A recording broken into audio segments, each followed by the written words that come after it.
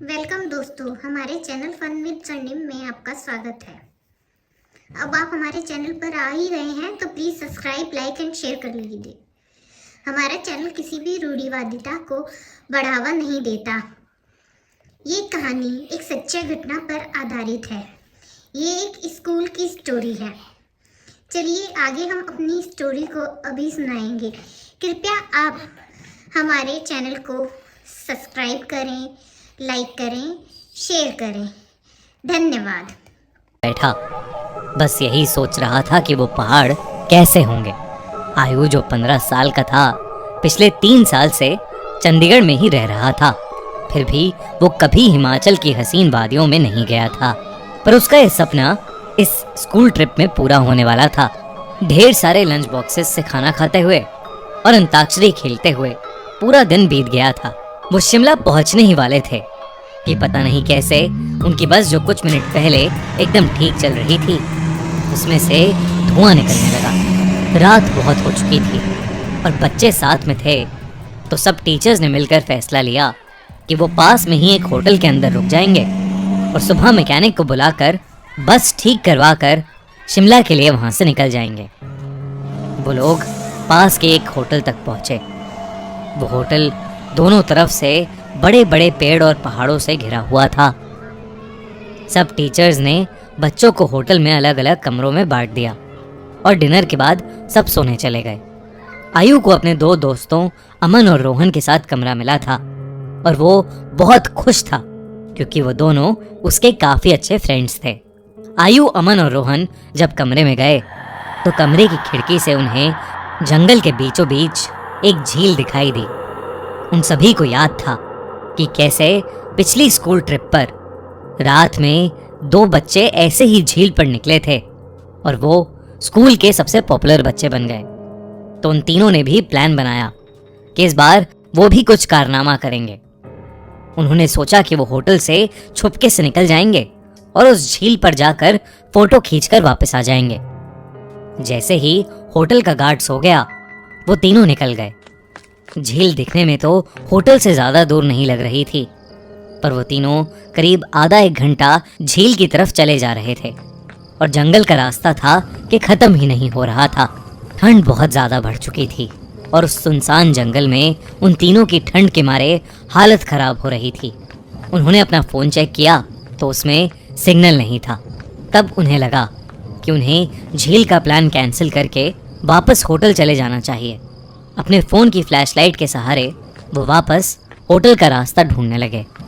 रास्ता ढूंढते ढूंढते अमन और आयु, जो रोहन के थोड़ा आगे चल रहे थे, जब पीछे मुड़े तो उन्होंने देखा कि रोहन वहाँ था ही नहीं। तभी उन्हें अपने पास में से किसी के भागने की आवाज़ आई। वो बहुत घबरा गए, पर क्योंकि वो रोहन को अकेला नहीं छोड़ सकते थे तो उन्होंने उस कदमों की आवाज़ का पीछा किया। वीरान और घने जंगल के बीच वो उन कदमों की आवाज़ों का पीछा करते गए, जो कुछ मिनटों बाद बंद हो गई। रोहन उनको अभी तक नहीं देखा था और अमन और आयु अब बहुत ज़्यादा डरने लगे थे। लेकिन तभी उन्हें ऐसी आवाज़ आई कि मानो कोई ज़मीन खोद रहा था। वो धीरे धीरे उस आवाज़ के पास गए और झाड़ियों के पीछे से उन्होंने देखा कि और कोई नहीं बल्कि रोहन ही जंगल में एक गड्ढा खोद रहा था। उन्होंने डर के मारे रोहन को पुकारा। रोहन उनकी तरफ मुड़ा और उन्हें गुस्से से भरी आंखों से देखने लगा। उसकी आंखें एकदम काली पड़ चुकी थीं, जैसे किसी ने उसके अंदर से आंखें ही निकाल ली हों। अमन रोहन के पास गया और उसने रोहन के कंधे पर हाथ रख के उससे पूछा कि उसे क्या हुआ है। लेकिन रोहन के कंधे पर हाथ रखते ही रोहन अमन के ऊपर चिल्ला उठा और रोहन ने उसे एक बहुत तेज धक्का दिया। अमन काफी दूर जाकर गिरा। रोहन के अंदर कोई अजीब सी शक्ति आ चुकी थी। आयु भागा भागा अमन के पास गया। रोहन अब आयु की तरफ आगे बढ़ने लगा, पर जैसे ही वो आयु के पास आया, रोहन को अजीब से दौरे पड़ने लगे और वो बेहोश हो गया। आयु उसको होश में लाने की कोशिश करने लगा और जैसे ही रोहन होश में आया, उसने अमन की तरफ देखा और जोर जोर से चिल्लाते हुए कहने लगा, वो अमन के अंदर है। तभी आयु ने देखा तो अमन सर झुकाए नीचे बैठा था। उसने अचानक से अपना सर उठाया और उसकी आंखें भी बिल्कुल काली पड़ी थीं। इससे पहले आयु और रोहन कुछ कर पाते। अमन, जो कुछ देर पहले तक चोटिल था, वो उठकर जंगल के अंदर भागने लगा। रोहन और आयु ने उसका पीछा किया और फोन की फ्लैशलाइट में देखा कि अमन एक खंडर की तरफ भाग रहा था। करीब जाकर उन्हें दिखा कि वो खंडर दरअसल में एक बहुत पुराना घर था, जिसे देखकर ऐसा लग रहा था कि वहां सालों से किसी इंसान ने कदम भी नहीं रखा था। दोनों बहुत ही डरे हुए थे और उनकी आगे जाने की हिम्मत नहीं हो रही थी। पर अमन को बचाने के लिए आयु और रोहन उस खंडर में घुस गए। ऊपर के एक फ्लोर से उन्हें एक आवाज आ रही थी। वो उस आवाज के पास पहुंचे तो जो उन्होंने देखा उस पर उन्हें विश्वास ही नहीं हुआ। उन्होंने देखा कि अमन बेहोशी की हालत में हवा में लटका हुआ था और एक बूढ़ी औरत उससे बात कर रही थी। उस औरत का चेहरा बहुत भयानक था। उसकी आंखें एकदम काली थीं। खाल लटकी हुई और बिखरे हुए सफेद बाल उसे और डरावना बना रहे थे। वो दोनों उस औरत को देखते ही वहां से बाहर भागे। वो औरत भी उनके पीछे पीछे आने लगी। आयु और रोहन जल्दी से सीढ़ियों से नीचे उतरे और उस खंडर के घर के दरवाजे तक पहुंचे। उन्होंने जब मुड़कर एक बार पीछे देखा तो वो बूढ़ी औरत किसी कीड़े की तरह रेंगती हुई सीढ़ियों से उतर रही थी और उनके पास ही आ रही थी। वो किसी तरह वहां से निकलकर जंगल की ओर भागे और भागते चले गए।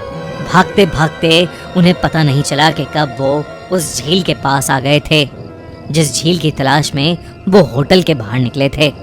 रोहन और आयु दोनों भागते भागते उस झील के अंदर गिर पड़े और डूबने लगे। उन्हें ऐसा लग रहा था कि जैसे कोई उन्हें अंदर खींच रहा हो। आयु किसी तरह झील से बाहर आ गया, पर उसकी आंखों के सामने रोहन झील में डूब गया और वो कुछ भी नहीं कर सका। आयु ये सब देखकर इतना घबरा गया कि उसे चक्कर आने लगे और वो वहीं बेहोश होकर गिर पड़ा। आयु की जब सुबह आंख खुली तो वो उसी होटल के कमरे में था। वो भागकर बाहर गया तो बाहर पुलिस की बहुत सी टीम्स थीं और जमीन पर सफेद चद्दर में लिपटी हुई रोहन और अमन की लाश पड़ी थी। पुलिस ने तो इसे मर्डर घोषित कर दिया था, पर आसपास के रहने वालों ने बताया कि कई साल पहले उस जंगल में एक बूढ़ी औरत रहती थी। वहां उसका एक घर था। सभी से अलग वो औरत चैन से रहती थी। पर एक रोज उसके घर को कब्जाने के लिए पास के गांव के कुछ लोगों ने उसके साथ बदसलूकी की और उसे मारकर उस झील में फेंक दिया। तब से कोई भी इंसान रात में जंगल की ओर या उस झील के पास नहीं जाता। कहते हैं कि उस बूढ़ी औरत की आत्मा अभी भी वहां अपने बदले के लिए भटकती है।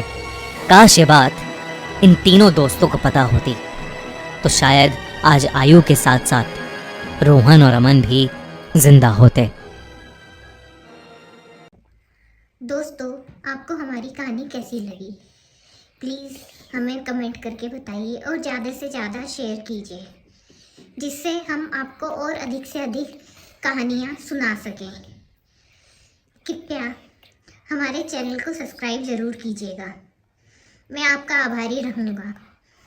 मेरे चैनल का नाम फन विद सरनेम है, जो कि सच्ची घटनाओं पर आधारित है। ये एक स्कूल की घटना है जो कि मेरे एक दोस्त के साथ घटित हुई है। Please subscribe, share and like. Thank you.